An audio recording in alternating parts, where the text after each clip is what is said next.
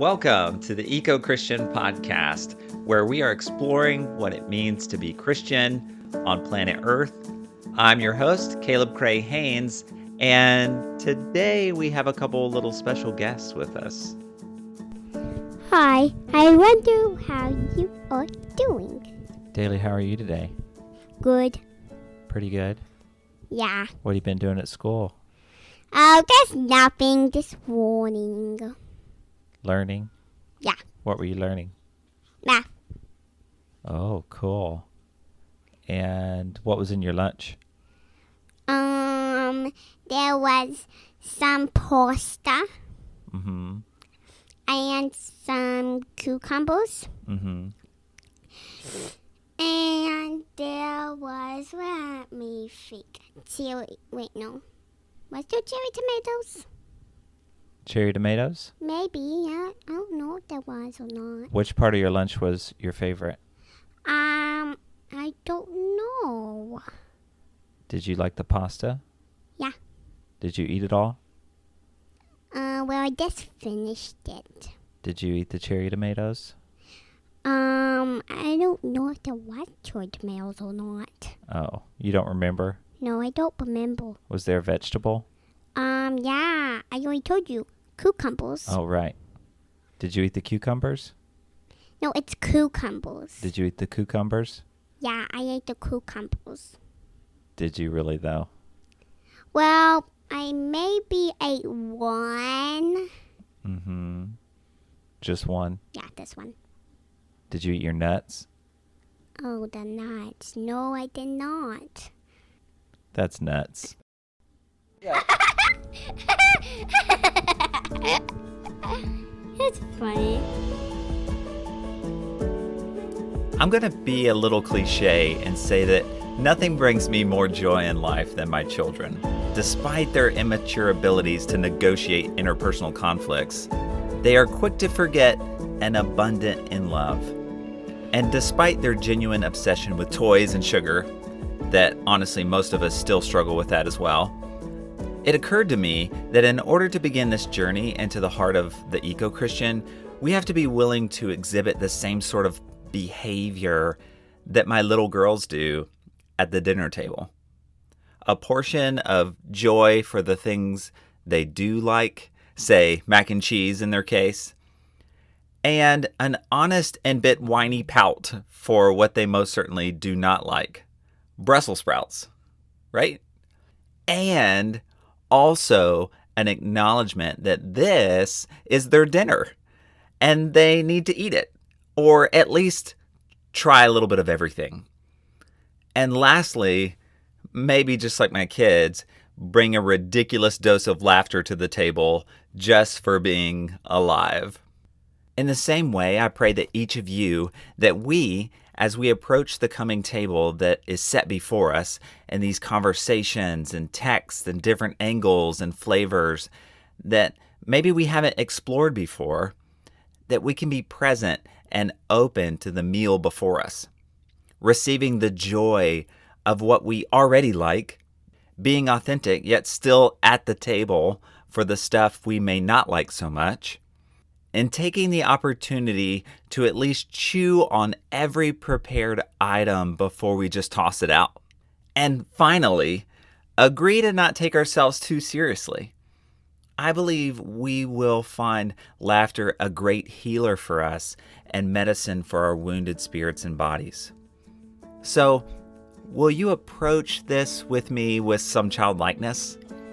It's infinitely harder than we often like to let on, isn't it? Because childlikeness is vulnerability. It's naked. It's not safe. And it's how Jesus says we must be to enter the kingdom of heaven. What are some things that people can do to help the earth? They can pick up trash, and they can plant gardens and grow food, and they can recycle things, and they can plant trees and a bunch of stuff. Oh, cool. The disciples came to Jesus and asked, Who is the greatest in the kingdom of heaven? He called a child who he put among them and said, "Truly I tell you, unless you change and become like children, you will never enter the kingdom of heaven. Whoever becomes humble like this child is the greatest in the kingdom of heaven." One of my all-time favorite Jesus stories is when he talks with as we know him by, the rich young ruler. This man has grown, matured, followed all his religious rules, and even has decided to come and talk with Jesus. So he asks, "What must I do to have eternal life?"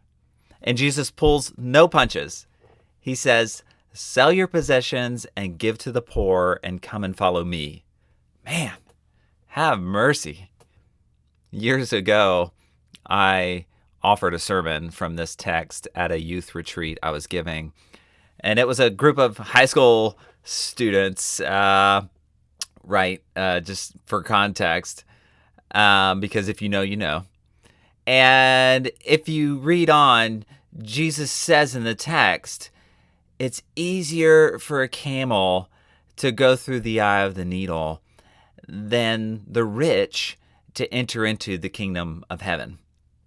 Well, if you know the backstory, commentators will tell you, the eye of the needle, yeah, that is that place in the city wall where you have to get your camel to basically army crawl through this small entryway into the city, so forth and so on. In other words, it's really, really hard to do, but maybe not impossible. Well, we love that contextual clue, don't we?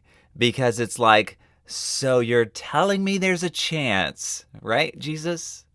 A chance that I get to keep everything I have, live like I want, keep all my wealth and possessions, and still, maybe, if I try hard enough, squeeze through that hole, as if it's just really hard and we can probably pull this off.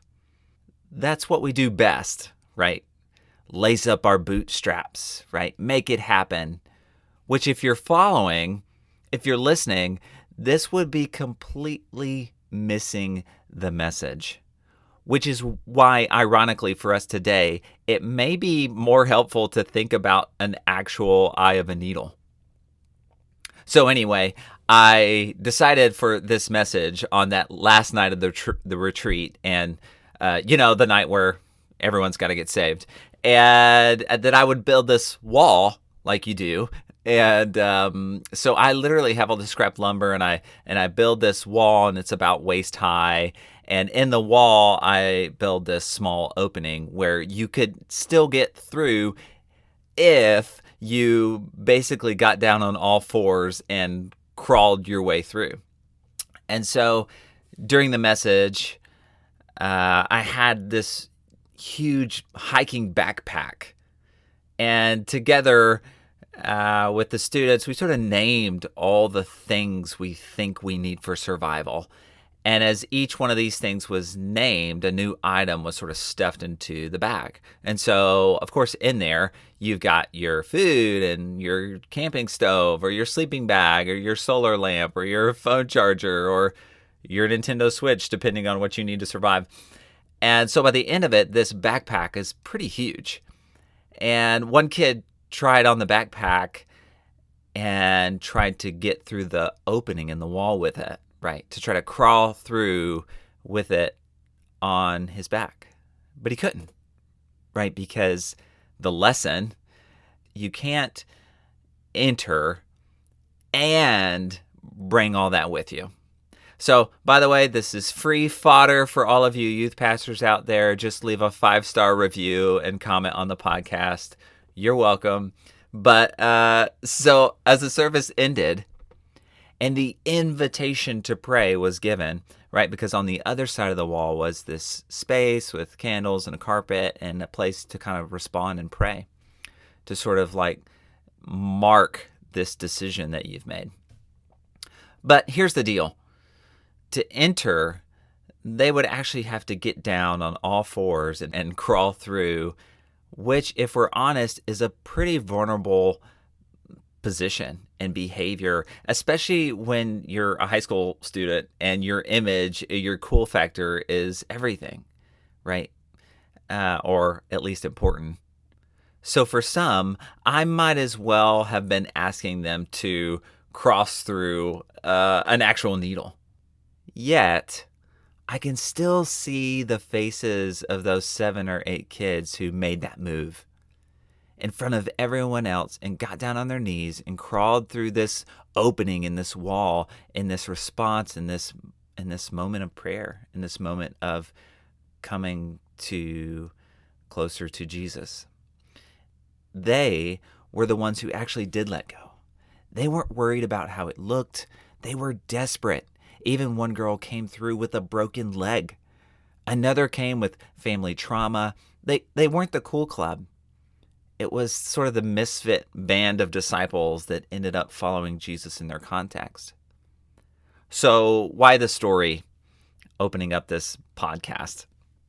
I say all that to say this eco-Christian conversation is full of challenges and holes that you could fall in. It's hard.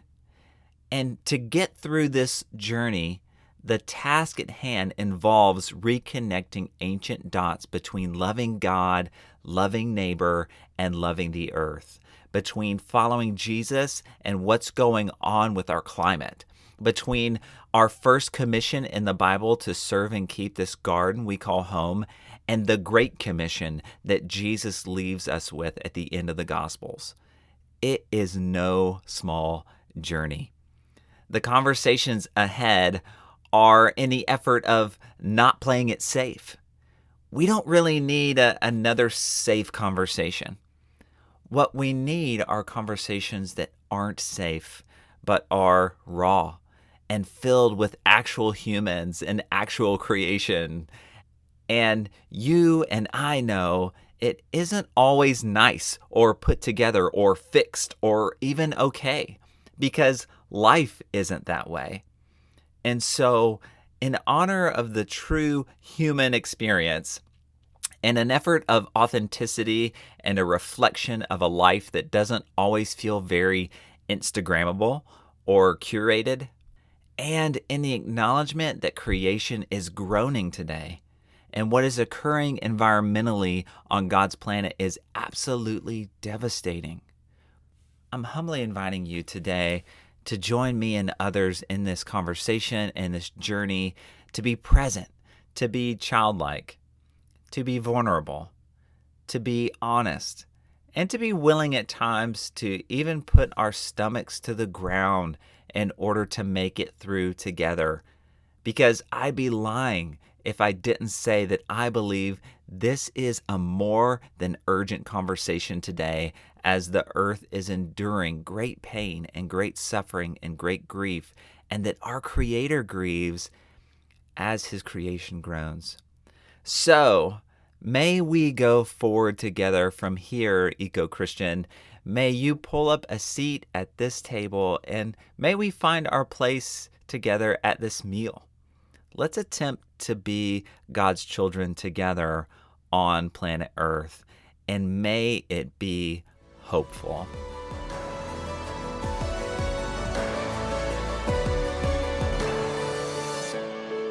Your breath is smelly. No, it's not.